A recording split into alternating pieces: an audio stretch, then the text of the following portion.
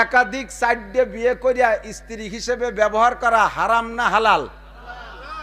একটা একাধিক বিয়ে করলো না, খুব লোকটা ভালো, একটা বউ নিয়ে থাকলো, বিভিন্ন প্রয়োজনের সময় বউরে পালো না যাইয়া আর এক বাড়ি যে ধরা খাইয়ে জুতোর বাড়ি খালো, এটা ভালো?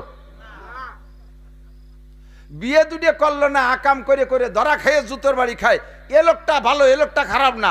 আর একটা লোক সাইডে বিয়ে করে চরিত্র নিয়ে স্ত্রীর ভিতরে থাকলো, সীমাবদ্ধ থাকলো, এই লোকটার চরিত্র ভালো না, এই বলে আমরা তারা ঠাট্টা করি, এই বলে আমরা ব্যঙ্গ করি। এটা দারুণ শরীয়ত বিরোধী কথা।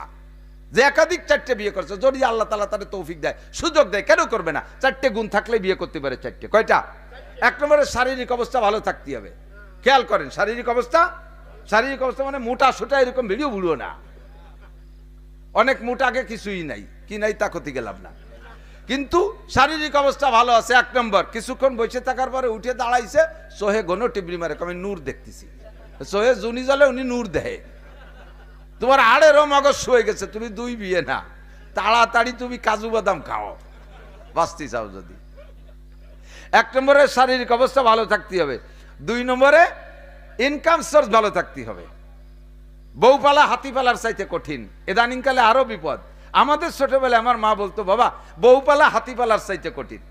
আর এখন তো দেখি মাশাআল্লাহ, স্বামীতে ভ্যান চালায়, বউরে 2800-3000 টাকা দামে 3 পিস কিনে না দিলে উনি পড়তে রাজি না। সোনো প্রসাদনী ইত্যাদি তো আছেই আছে, কত কঠিন। আমাকে মা চাষিরা আগে নাড়া কাটিয়ে জাল দিত, মুরব্বীরা কথা কর না কে, 8 10 সে লক্ষ্মী দিকে আর আমন দানের নাড়া আইনে তুতেন না বাড়ি, তাই কাটিয়ে কেটে একটুক একটুক করে তাই দিয়ে জাল দিত না। এর নাকি সে নাড়া কাটাকাটি আছে? আমাদের মা চাষিরা নিজেরা কুড়োল দিয়ে চলা ভেড়িয়ে রান্না করতো। আর এখন সব অটো হয়ে গেছে, মহিলা সব অলস। রাইস কুকারে ভাত হবে, প্রেসার কুকারে তরকারি হবে, গ্যাসের চুলে রান্না হবে, জামা খরিদ করে কারবার নাই। উঠোন লেবের ধান শুকানো লাগতো, এখন উঠোনও পাকা হয়ে গেছে। ঘর লেপা লাগতো কাঁচা ঘর, তা হয়ে গেছে পাকা। খেতা সেলাই করা লাগতো, তা 150 টাকা দামের কম্বল, 150 টাকা দামের কম্বল। সিজন আসলে এবার ল্যাপ সেলাই করা লাগতো, তা পাওয়া গেছে দামি দামি কম্বল, আর সে ল্যাপের দোকানেতে ল্যাপ কিনে আনা যায়, ঠিক কিনা? খেজুরি বাটি বুনোয় ব্যবহার করা লাগতো, 250-300 টাকা দামালি প্লাস্টিকের বাটি। কি লাগতেছে? কোনো কাজ আছে বিটিকে?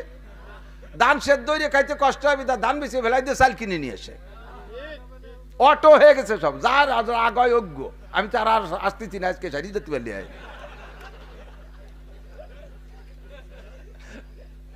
বাস্তব যেটা, সত্য কথা বলেন, সর্বদিক দিয়ে রিটায়ার্ড হয়ে গেছে সাংসারিক কাজকাম থেকে। পাতা সুরা নাই, লাকড়ি গুছানো নাই, চুলোয় জাল দেওয়া নাই, গরম কিছু করার করি নাই। সব শীতকাল আসলে আগে মাছাছিরাও মুড়ি বাঁচত না, মুড়ি না আগে হলে উড়ুম বাঁচত, ঠিক আছে না? নাই এই আমের গুণ আসলে আমের সময় একবার উড়ুম বাঁচত, উড়ুম বাজাবাজি আছে। এখন সব প্লাস্টিকের মুড়ি কিনে খায়, সব অটো হয়ে গেছে। মহিলাকে কোনো কাম নাই, কাজ নাই, শুধু মোবাইল আর টেলিভিশনের এই একটা কাজ বাহি আছে, ঠিক না? অলস হয়ে গেছে, সব অলস হয়ে গেছে। বলতে বলতে সরে চলে এসেছে অনেক দূরে। আল্লাহু আকবার।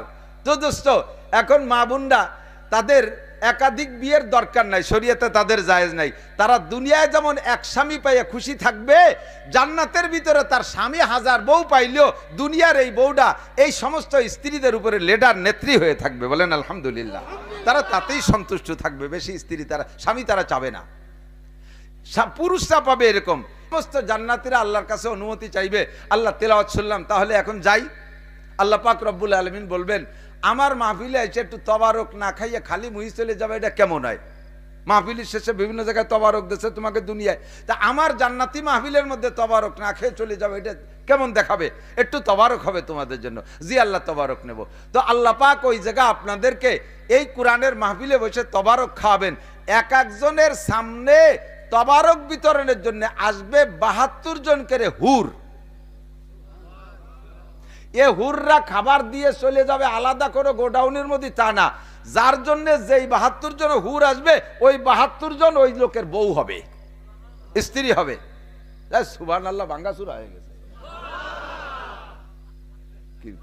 কম হয়ে গেছে বলে বলল না। মেলা 72 জন বউ, বয়তে আপনি সুবহানাল্লাহ করতে পারতেন, বয়তে যে আমাকে বাড়ির ভাষায় একজন 2 বিয়ে আছে, 2 বোর দাপটে সে লোক বাড়ি থাকতে পারে না, 12 মাস কাল চিল্লে। তাই জান্নাতি স্ত্রীদের ভিতরে কোনো গ্যাঞ্জাম হবে না, কোনো মারামারি নাই, দাঙ্গা হাঙ্গামা নাই, সবাই খুশি থাকবে।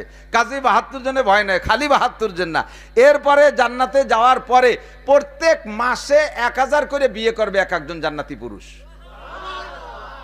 আল্লাহু আকবার, ১০০০ করে বিয়ে করবে।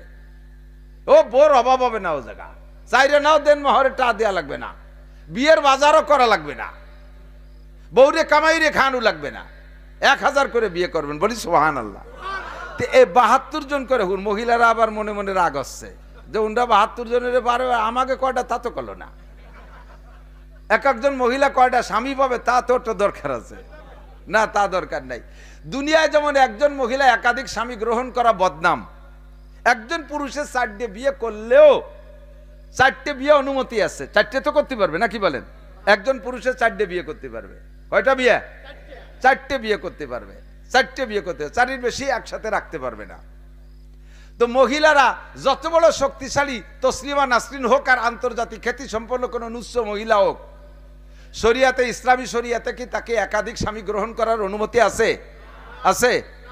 পুরুষরা যদি ৪টে বিয়ে করে জায়েজ আছে, তবে সমাজে একটু কয়ে যায় ফাঁকে ফাঁকে, দিক তাকান, সমাজে যদি কোনো পুরুষ একাধিক বিয়ে করে, তার আগের বউটা তো রাগ হয়ই হয়, সাথে প্রতিবেশীরাও ওই পুরুষটারে খুব ঠাট্টা করে, চরিত্র ভালো না, দিয়ে না এক বউতি ভরান ভরে না, নুসু আবার ৩টে বিয়ে মারাইছে।